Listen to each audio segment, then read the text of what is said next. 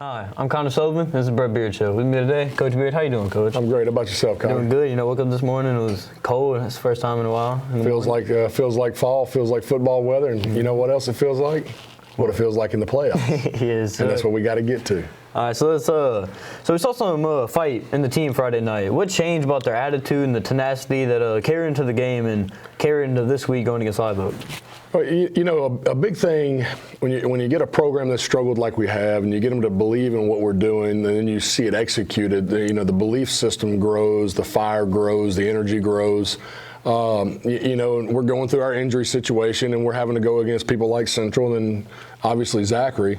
I don't know if you were scared of Zachary or feared Zachary, as it was a respect for Zachary.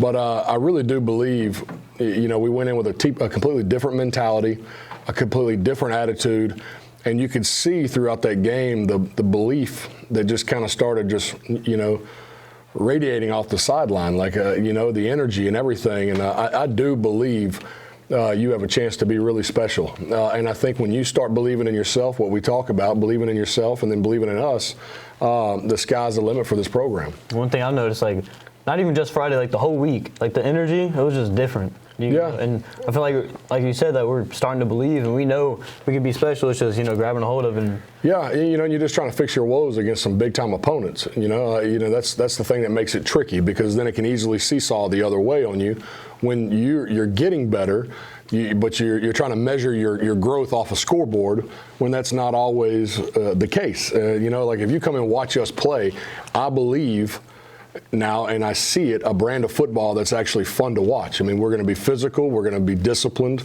we're going to fly around, we're going to do things the right way and play the game the right way. And I think the program is beginning to take shape and grow. And you got to trust the process. No matter what all we've been through, what we've gone through since I've been here, nothing can knock us down. It's like a bucking bull. You just got to hold on.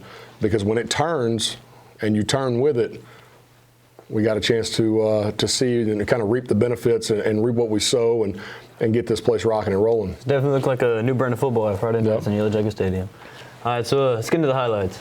So you got Zane Hooper leading the Yellow Jackets, taking the field in the all-purple. I love that look right there. It's one of the first times since the early 2000s. You got the smoke, the fireworks, the band playing. It's just love the energy, the atmosphere of Yellow Jacket Stadium. Yeah, I love the intro. Yes, sir.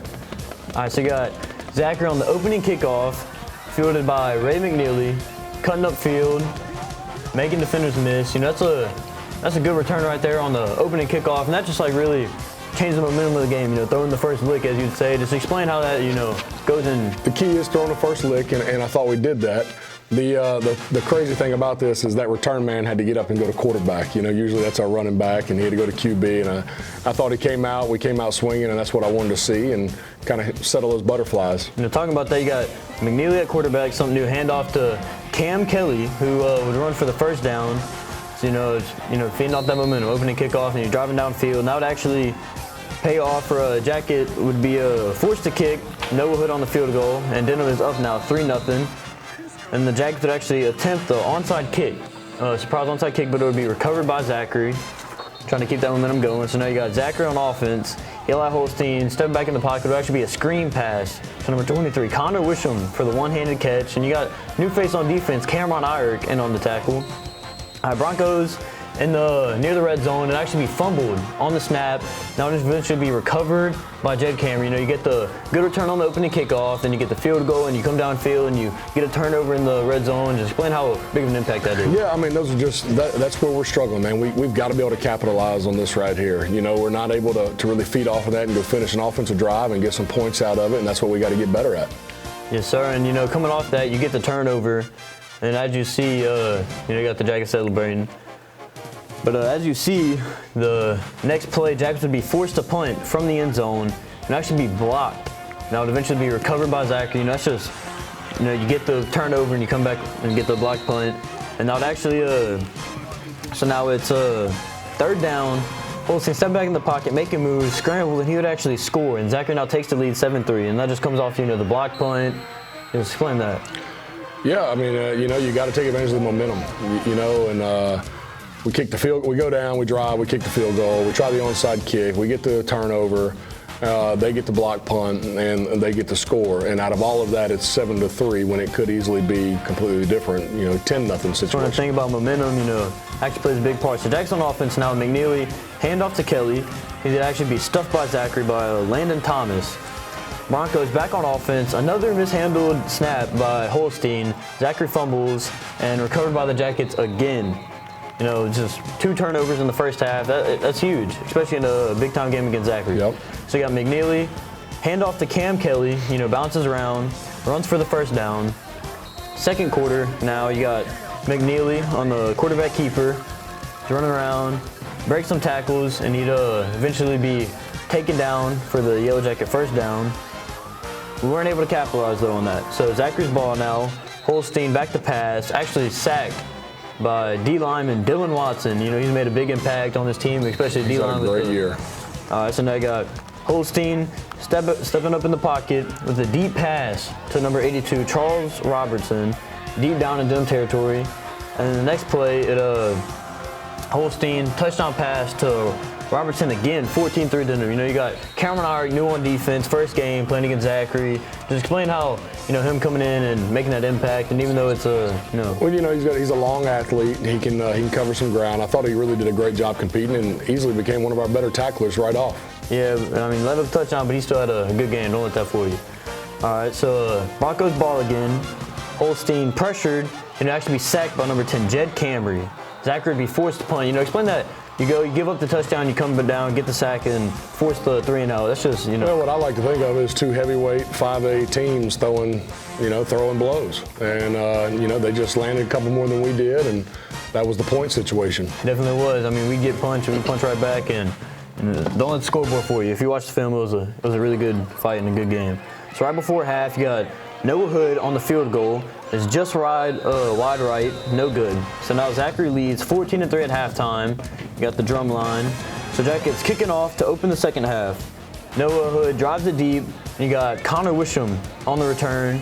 Run straight upfield, and he's gone. Turns on the boosters, and that's a touchdown. It's now 21-3 Zachary. Talking about momentum. It's been going back and forth all game. They come out on the opening kickoff for the second half, and touchdown. Yeah, It's great to have a kicker that kicks it in the end zone, and you fall in love with that, and you almost get a little spoiled because he bangs it in the end zone for a touchback, and it just so happens when you miss in this district with those guys back there, this is what it can become. It can become a tough situation, and hats off to them taking advantage of it. Yeah, I know watching film, he was a really good returner. He had a couple in the year, and you just got to be careful with guys like that. So Broncos back on offense now. You got Holstein, pass complete to Wisham again, and he runs for a big gain after the catch. You got Cameron Irick in on the tackle again. So Holstein on the read, keeps it and would be sacked by Alex Chandler. He's been a big-time player all year. They got Holstein, hand off to a different face here, 34, Cameron Stewart, who runs up for a big gain up the middle. You got Zachary driving again.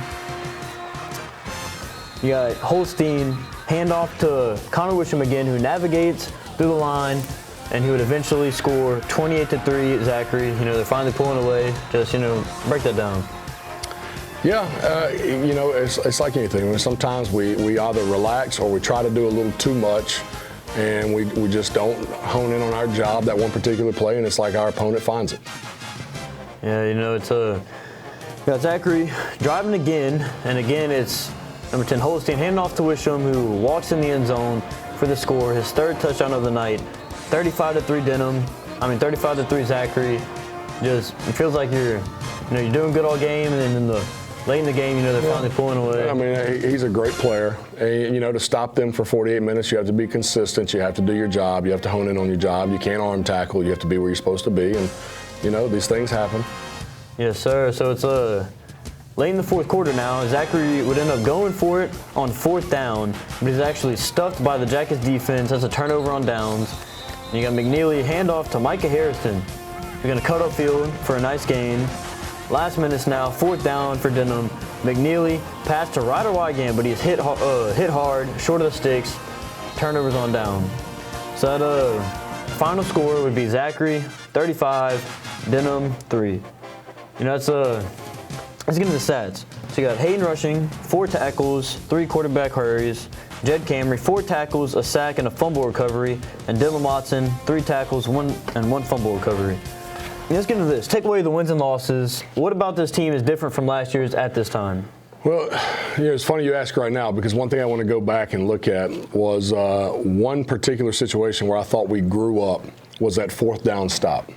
You look on their sideline, you look at their head coach, and we get that stop, and you can tell it irritated them. They wanted to throw another haymaker. They wanted to score some more points. They almost want to try to make the score look like it's more embarrassing than what it is. And realistically, they wanted that badly by their reaction on the sideline, even though the game was at that point over. But I thought we did a job right there that tells me we are close, man. We're growing up. We're starting to get it. And that was a big part right there, a big piece right there that leads into answering your question. This team is different because I think you want it more. I think you've come together with a bond that's completely different than what we had in the past. I think you truly love and respect each other. I think you, as a whole, truly love and respect the game and the process. And you've had just enough success. You've been hitting the mouth just enough many times for you to want more. And I think that there's a sense of wanting to turn these little victories into the big victory and getting to the playoffs and establishing this football program as a big-time 5A program again in this state. And that's what makes you different, the way you compete, the way you're physical, the way you hone in on doing your job and getting your job done. There's a sense of urgency and a sense of pride that I felt like we didn't have last year that has taken off. Let's talk about the defense. You have a couple turnovers. They've been playing pretty well, flying to the ball, causing havoc. Do you think the defense has played better, ultimately stood up to the black jersey tradition? They have. Now you say that, we have played with that mentality. I mean, you put on a black jersey, you got to play with a different mentality. We've really had some great showings. We've played some. It's not just phenomenal halves. I mean, we've played for 48 minutes. We've just let a few series get away from us.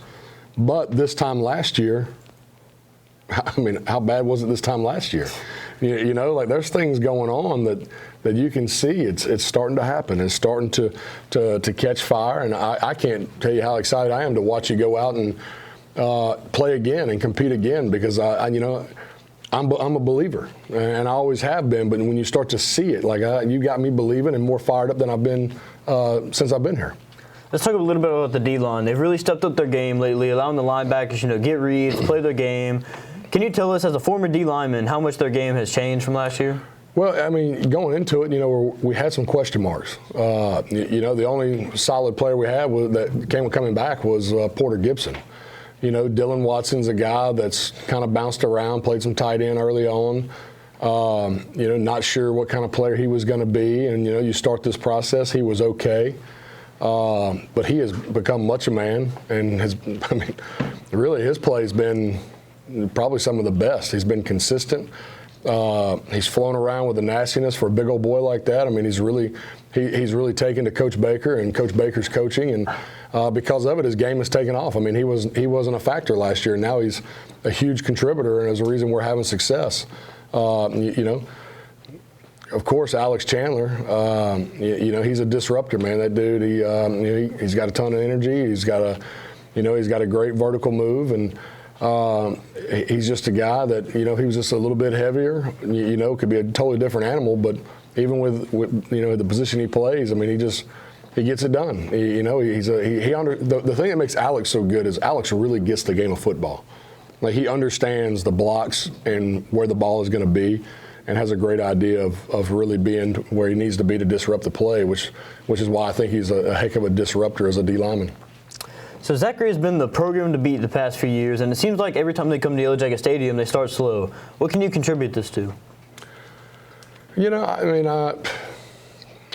a good football team. I mean, they've been there. That's obviously something that they would have to work through.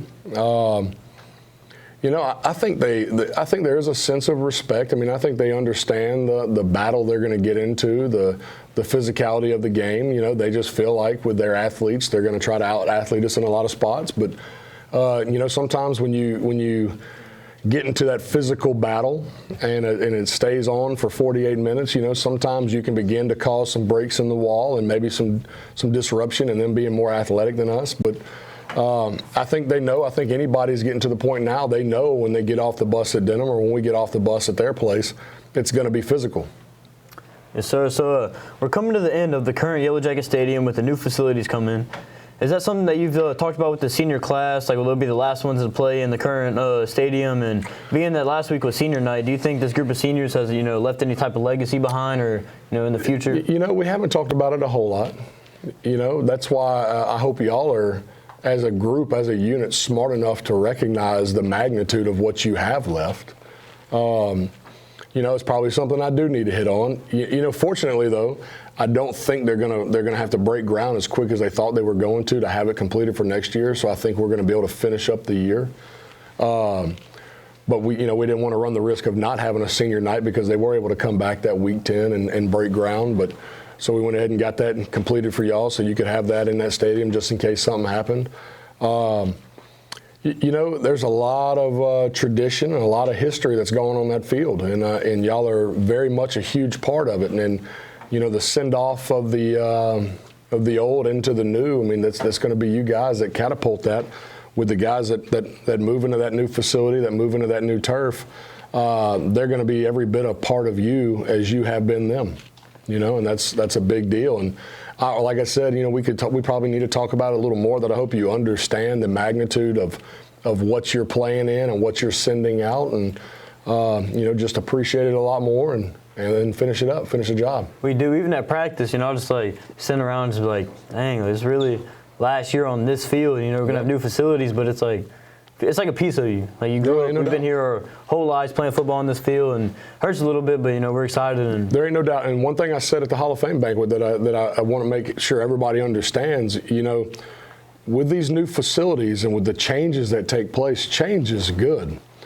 But just know the one thing that's not going to change is the foundation and the soil that a lot of people before me, before you, all these Hall of Famers, some of these coaches, the blood, sweat, and tears they've poured into that school and these programs, that's in that soil. That's not going to change. The foundation is set. So no matter what we build on that foundation, it's Denham Springs. It's going to be amazing because it's Denham Springs, and nothing will ever change where it came, how we got there and where it came from. Let's get into Live Oak. So you're the first coach in Live Oak history to beat Denham Springs, and now you're on your second year here. What has it been like being on this side of the rivalry, and where do you see it moving forward? Yeah, it's a different part of the rivalry because, when I got to Live Oak, they were like little brother, and we talked about this up there, and they wouldn't tell you any other way. I mean, it was like, this is big brother, that's little brother, and you kind of just push little brother off into the corner, and you knew you had the upper hand, and thought you were always going to have the upper hand, that you were always just going to be little brother Live Oak, and you know what? That's not the case. Some may say that changed with what we did there, and I appreciate that, but this is different because now being on the other side, you see an attitude and probably an attitude and a mentality that's switched somewhere along the way that we've got to switch back. Yes, sir. All right, in 2017, you were 2-5 going into Week 8, and you ended up taking your team to the quarterfinals. What clicked that year, and can you see something like that happening with this group you have here? Yeah, the one thing with that group is that they always believed in what we were doing. We kind of had a situation, we had a couple of injuries, gotten kind of stagnant offensively, and looking at our personnel and what we needed to do to give us a jump start. We almost had like a fantasy football draft one Saturday, and kind of pieced it all together from there. Made what we thought was some personnel changes, some scheme changes to fit that personnel. Kind of went to more of an I option attack, get more downhill. We had some really good O-linemen, just really good O-linemen. So we wanted to fit that with the big fullback coming out behind them, and we just had some big heavyweights. And you're 2-5, and we were in a spot where we could easily miss the playoffs. You had Walker, you had Bel Air, you had Walker, and you had Holy Cross left. And our guys accepted the challenge of going 3-0, and Yeah, it's funny. I challenge them the same way I've challenged you, and I'm not even thinking about it. Now that you say that, it's just the situation we were in and where we were at, and 3-0 was we needed to go. We needed to go 3-0 to not just get in the playoffs. I mean, one or two of those would have got us in, but we wanted to get a good seed, a good draw, and have some pride in where we were going in at, and they wanted it. They wanted it, and that was a big thing, man. They trusted everything we did, because there were some times where they seesawed on us. When we played Central that year, they had a look in their face that oh crap look, like what like it felt like they were about to shut down on us, and we spot them 21 and they come back and we almost have a chance to beat them. Like there was some moments there too, to where it started seesawing, so the boat started rocking, and you kind of find out who's on that boat with you. And they stuck with us and accepted the challenge, and we made the run to the quarterfinals. And really, we made the run to the quarterfinals and screwed it up against Acadiana and let a trick play beat us. So, do you see it moving forward here, like with the? Oh, absolutely, absolutely, man. We just got to have the belief has got to be tied in with some success, and you'll see when you start seeing that everything we've done to this point, the process, the hard work, and you get to experience that. It's gonna feed you, and it's gonna drive you, and we're gonna get better. So, coming off the playoff talk, there's a chance for us to make the playoffs, which hasn't been done here since 2018. Is that an added pressure or something that the team is prepared for? I don't know if it's an added pressure. I mean, the pressure is probably more self-induced by me than anything else. I mean, because I'd never missed the playoffs in my life until last year, and I say my life as a player and a coach until last year. But I think that's something we got to want. I mean, that is that should be the standard. The gold standard is you make the playoffs. Mm-hmm. That should be automatic. It's talking about changing the culture. That's something we don't know about that. Like, our freshman year was the first time we made the playoffs, and like this senior class, sophomore, junior year, we weren't even close to making the playoffs. Yeah. Like this year for us, like being able to, have a chance to make the playoffs, that's huge for us. And we won it. I promise you, we won it. And if that's the case, we'll go and we'll continue to trust this process and get our job done. And we got to get us a couple wins here. We do. Changing the culture. All right, so let's talk about last year. The heartbreak loss versus Live Oak. You got the blocked field goal. Is that add some extra motivation coming in this game? These rivalry games, these District 4, 5A games, they're all big time games to me. I want to win them all. Last year, hats off to them. They finished. We did not. Hopefully it doesn't come down to a kick this year. Actually, I hope it does. We got Noah Hood. We do have Noah Hood, so I do confident in my kicker. I do feel pretty good about that. Look, I honestly, I don't think about it a whole lot. If you want me to be really honest with you, I can't sit here and say I haven't thought about it, but I don't think about it a whole lot. I'm so entrenched in us and what we're doing and trying to get us going in the direction that I think we're going in, and now kind of ramping up that speed and that attitude and that energy, that I honestly worry so much about Denham Springs and getting our job done that I don't really look to a whole lot to last year, because, there's nothing that happened last year that's going to help us this year. There's nothing that happened last year that's going to affect the outcome this year. We can talk about it to fuel the fire, to fuel the rage, or whatever it is that's going to take whatever team to get them going. But, realistically, this is a new year. This is a new team. We're in a different place, and it's our job to go get a job done and win the Livingston Parish rivalry game. All right, Coach. Well, that's all I got for you today. For Brett Beard, I'm Connor Sullivan. Thank you for watching.